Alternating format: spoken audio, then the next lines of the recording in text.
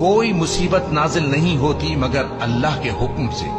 اور جو شخص اللہ پر ایمان لاتا ہے وہ اس کے دل کو ہدایت دیتا ہے، اور اللہ ہر چیز سے باخبر ہے۔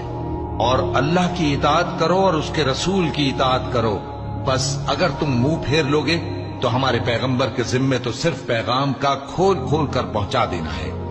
اللہ جو معبود برحق ہے، اس کے سوا کوئی عبادت کے لائق نہیں، تو مومنوں کو چاہیے کہ اللہ ہی پر بھروسہ رکھیں۔ مومنوں،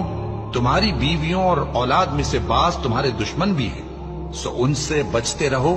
اور اگر معاف کر دو اور درگزر کرو اور بخش دو تو اللہ بھی بخشنے والا ہے، مہربان ہے۔ تمہارا مال اور تمہاری اولاد تو آزمائش ہے، اور اللہ کے ہاں بڑا اجر ہے، سو جہاں تک ہو سکے اللہ سے ڈرو اور اس کے احکام کو سنو اور اس کے فرمانبردار رہو اور اس کی راہ میں خرچ کرو،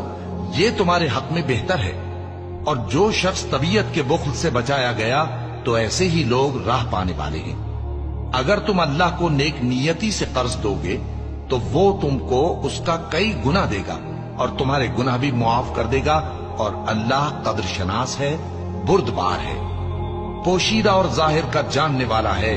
غالب ہے، حکمت والا ہے۔